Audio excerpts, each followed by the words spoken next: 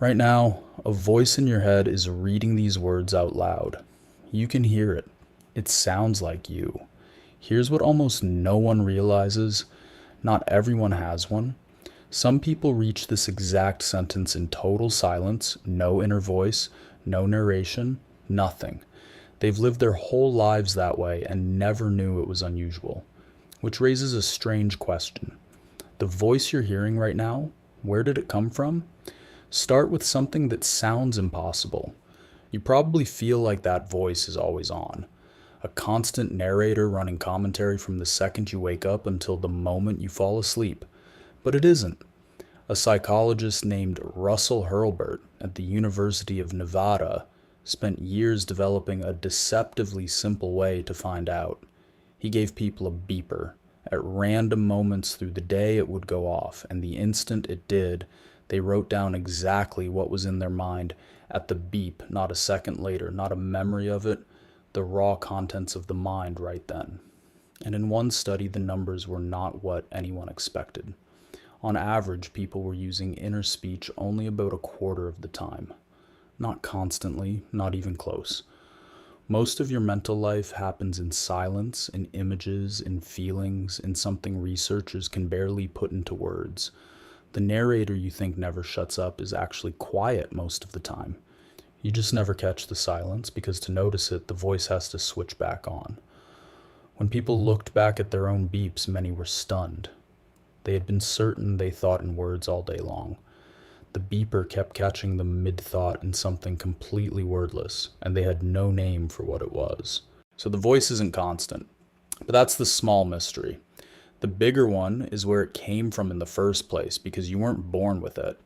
In the 1930s, a Soviet psychologist named Lev Vygotsky noticed something about small children.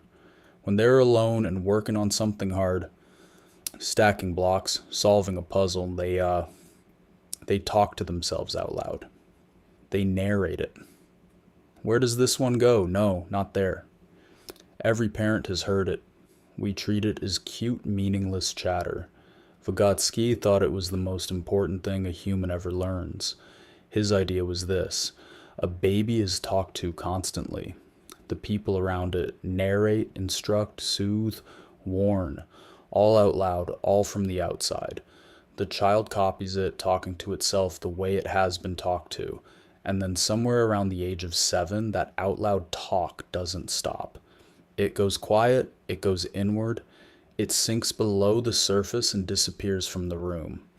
That silent leftover is your inner voice. It is quite literally the voices of the people who raised you, pulled inward, gone underground, and made your own.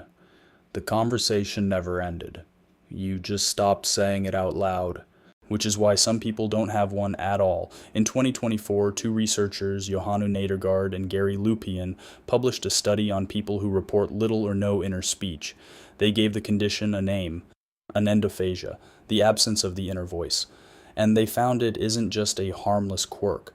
When they ran people through verbal memory tasks, hold these similar sounding words in your head, decide whether two words rhyme, the people without an inner voice did measurably worse. The voice isn't decoration, it's a tool. For a lot of people, it's how they hold the world still long enough to think about it. But here's the part that should land a little strangely.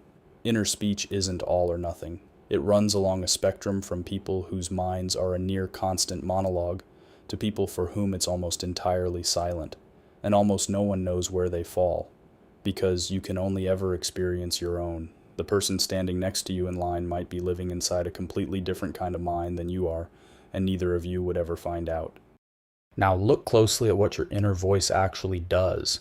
It doesn't just label things, it argues, it rehearses, it scolds you for something you said 9 years ago. It plans conversations that will never happen and wins fights that never started. In other words, it's a conversation. There is a speaker and there is a listener. And somehow, both of them are you. We do it so constantly that we've stopped finding it strange. But stop and actually see it. At this exact moment, you are a person talking to themselves and a person being talked to, folded into one skull, taking turns.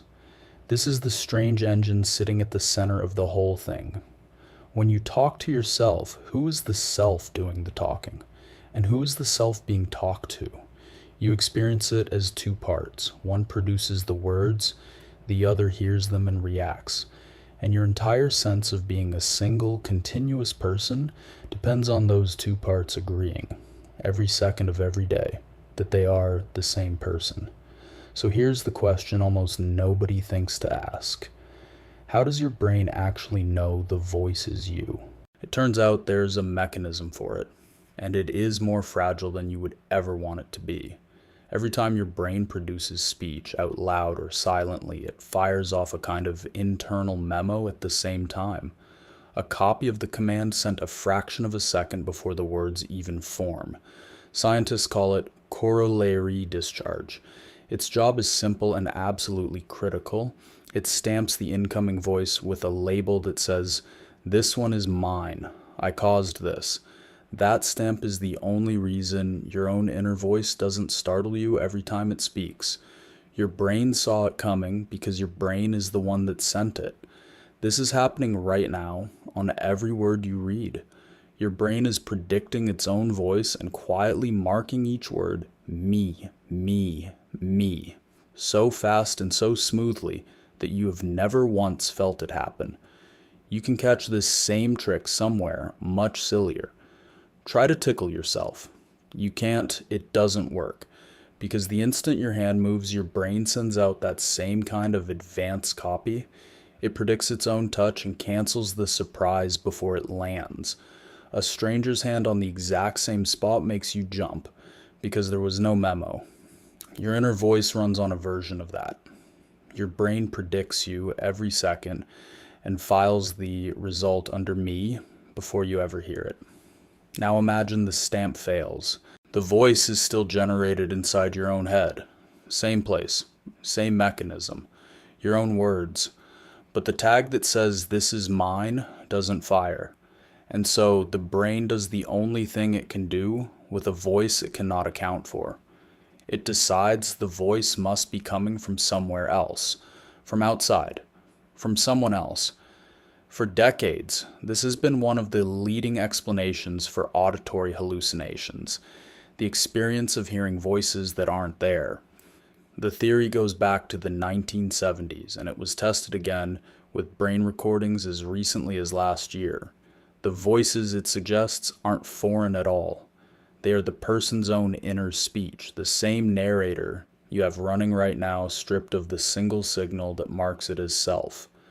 In a healthy brain, self-generated speech quiets the listening parts of the brain.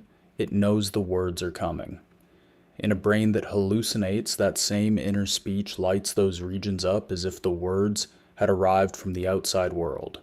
The voice was always theirs. Their brain simply stopped recognizing it. The voice in your head right now, the one reading these words, the one that sounds so completely, so unquestionably like you, is you, only because of a single silent neural tag, firing on time. A stamp you cannot feel and cannot control.